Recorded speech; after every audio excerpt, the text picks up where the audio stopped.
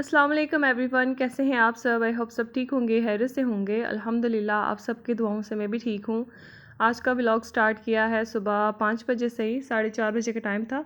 और नमाज़ फ़जर जो है ना, सुबह सुबह जो पहला काम होता है वो होता है नमाज़ फ़जर का। और बहुत ही बरकत वाला दिन होता है जब आप अपना दिन का आगाज़ अल्लाह के नाम से शुरू करें और बाकायदगी से पूरी इबादत करें, तहज्जुद पढ़ें और फिर जो मांगे अल्लाह ताला वो आपको नसीब करते हैं। उसके बाद जो है ना ऊपर आ गई थी और यहाँ पे जो है ना तफ़हीमुल कुरान, अच्छा जी, ये है तजवीद और तफसीर के साथ जो कुरान पाक हम पढ़ते हैं ना, तो ये वो है। और इसको जो अगर आप पढ़ना स्टार्ट कर देना तो आपको ख़ुद पता चलेगा कि इस्लाम में क्या है, कुरान में क्या है और हमारा दीन हमें क्या सिखाता है। तो बहुत ज़रूरी है ख़ुद दीन को सीखना, ख़ुद पढ़ना और सब कुछ करना। तो उसके बाद जो है ना यहाँ पे टेरेस पे बैठ के मैंने पढ़ना स्टार्ट किया और तकरीबन मैं टाइम मैनेज कर रही थी। फ़ोन पास ही था मेरे और मैं देख रही थी कि मैंने कौन सा काम कितने बजे करना है और कितने बजे तक मैनेज कर सकूँगी। तो डेली रूटीन में ये सब होता है, पर जो वॉक है ना सुबह की, वो मैंने आज से ही स्टार्ट की है। आज से कुछ साल पहले नमाज़ की पाबंदी का तो मुझे भी नहीं था पता। नमाज की पाबंदी तब स्टार्ट की जब ज़िंदगी ने थोड़ी सी मुश्किलात में डाला ना, थोड़ी सी आजमाइशों में डाला ना, तब अल्लाह ताला याद आए। और ऐसे याद आए कि अब बस ना नमाज के बगैर नींद पड़ती है और ना नमाज पढ़े बगैर दिन गुजरता है। इस तरह से रूटीन बन गया। अल्हम्दुलिल्लाह से अल्लाह ताला सब मुसलमानों को नमाज़ पढ़ने की तौफीक अता फ़रमाए। 5:30 बजे का टाइम था तो मैं आ गई थी यहाँ पे बाहर की तरफ और शूज़ पहन लिए थे और वॉक करने जा रही थी। 9 साल में पहली दफ़ा मैं अकेले बाहर निकली हूँ। कभी भी ये गलियाँ जो है ना मेरे हस्बैंड के इलाकों की, इनका मुझे पता है, मतलब अकेले में यहाँ कभी नहीं आई। बस यहाँ तक आई हुई, उससे आगे नहीं जाती और बहुत कम जाती हूँ। और घर से तो आपके सामने मैं बिल्कुल बहुत कम ही निकलती हूँ। तो बस घर के आगे पीछे जो है ना तवाफ़ कर रही थी और वॉक कर रही थी और तकरीबन आधे घंटे की वॉक की है। बहुत ज़रूरी हो जाता है ना वॉक करना, जब आप फ़ील कर रहे हैं ना कि आपकी बॉडी पे फ़ैट्स आ रहे हैं। फ़ैट्स का मसला ना भी हो ना, तब भी वॉक बहुत ज़रूरी है। यहाँ पे मैं अपने लिए और अम्मी के लिए ओट्स बना रही थी क्योंकि अम्मी की तबीयत ख़राब थी और मुझे ओट्स ही खाने थे, क्योंकि मैं नहीं चाहती कि अब मैं सुबह से ही रोटी खाना स्टार्ट कर दूँ और शाम तक बस रोटी ही खाऊं। कुछ हेल्दी ले लिया करें सुबह के टाइम, कुछ नॉर्मल खा लिया करें ताकि आपकी स्टमक भी ठीक रहे, आपकी स्किन भी ठीक रहे और आप भी ठीक रहें। अच्छा जी, बच्चों की फरमाइश थी हमें आलू वाले पराठे बना के दें, तो रात को मैंने गोभी और आलू बनाए थे, तो उसमें से आलू निकाल के मैंने क्रश कर लिए थे और बच्चों के लिए गोभी का पराठा बनाया था, हस्बैंड के लिए सिंपल पराठा बनाया था और अपने लिए सौंफ वाला पानी जो है ना बॉयल कर लिया था, जो खाली पेट में पीती हूँ। तो इससे काफ़ी बेनिफिट्स होते हैं, बहुत सारे बेनिफिट्स होते हैं अगर आप सौंफ का पानी खाली पेट पी लें तो ये जो सुबह का टाइम होता है ना, इसको मैनेज करना बहुत मुश्किल हो जाता है। तो जब सुबह आप जल्दी से उठ जाए ना, अपने काम पहले निपटा लें, फिर बच्चों को देखें, तब आप अच्छे से मैनेज कर सकते हैं। उसके बाद पूरा दिन होता है हमारे पास रेस्ट करने का। अगर हम मैनेज कर लेना तो हम अच्छी तरह से अपने कामों को मैनेज कर सकते हैं। तो मैंने जस्ट अपने ओट्स पे डाल दिए थे एप्पल्स और फिर खजूरें। फिर अम्मी अबू को नाश्ता वगैरह करवा के, अम्मी ने नहीं था किया, अबू ने जस्ट किया था। अम्मी लेट उठी थी तो मैंने कहा मैं थोड़ी देर अब सो जाऊँ सबको भेज के। मेरा बेटा सो रहा था ना, तो इसके साथ बस थोड़ी देर ही सो सकती हूँ, जब ये उठ जाए ना फिर मुश्किल है। 9:30 बजे का टाइम था, मैं उठ गई थी और आ गई थी जी बाहर। और सबसे पहले जो है ना, रूम छोड़ने से पहले मैं रूम की अच्छी तरह से क्लीनिंग करती हूँ, ताकि क्लीनिंग मतलब कि इसको सेट करती हूँ और जो हेल्पर हैं वो आती हैं फिर साफ़ करती हैं। और मेरी कोशिश होती है ना एक एक चीज़ मेरी परफेक्ट सेट हो, फिर जो है ना सफाई हो। तो जो बंदा खुद सेटिंग करता है ना, वो कोई भी नहीं कर सकता।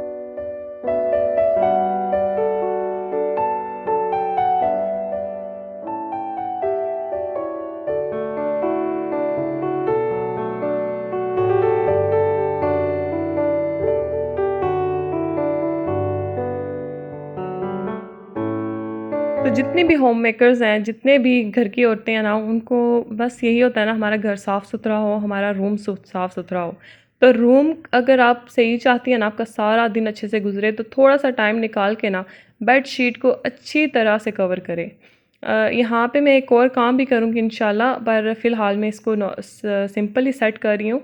उसके बाद ये ब्लैंकेट्स आ जाते हैं, तो ब्लैंकेट की स्टोरेज का भी मसला बनता है, और कभी कभार हम चाहते हैं ना कि कुछ ऐसा हम करें कि अच्छा भी लगे और हमारी चीज़ को स्पेस भी मिल जाए।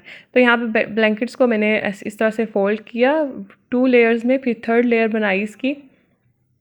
उसके बाद इसको इस तरह से फ़ोल्ड करके यहाँ से और इस साइड से रोल करके इसको मैंने पिलो बना लिया।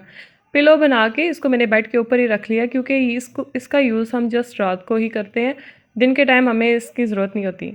तो जो सेकंड ब्लैंकेट था उसको जो है ना बेड के ऊपर ही मैंने सेट कर लिया।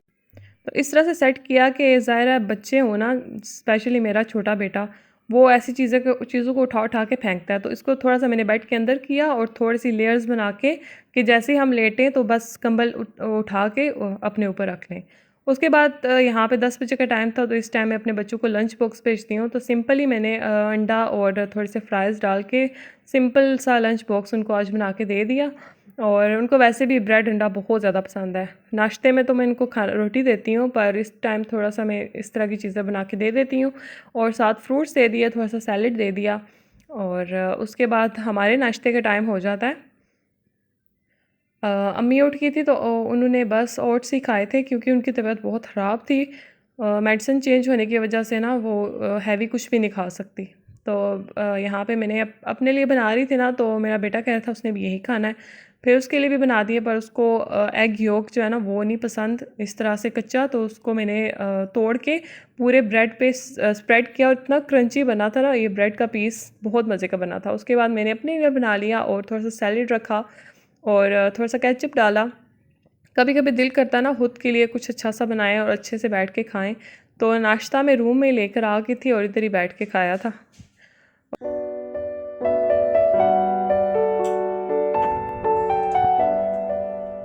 उसके बाद कुछ ना कुछ दिन को मैं ऐसा करती रहती हूँ ना कि हर दिन एक काम ऐसा करूँ कि जिसकी वजह से मुझे मुश्किल भी ना हो और मेरा घर जो है ना साफ़ सुथरा भी रहे।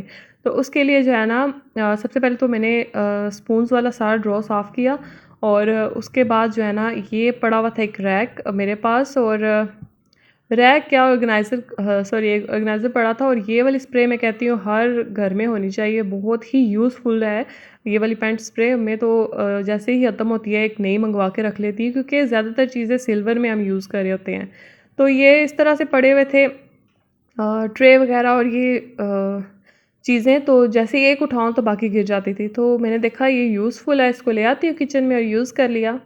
उसके बाद अपने बेटे को नहला लिया था, और ये टाइम था इसके साथ खेलने का और बातें वगैरह करने का। तो बस हम दोनों बैठ के और यहाँ बातें वगैरह की। ये कितना? 1, it's 1 कैपिंग।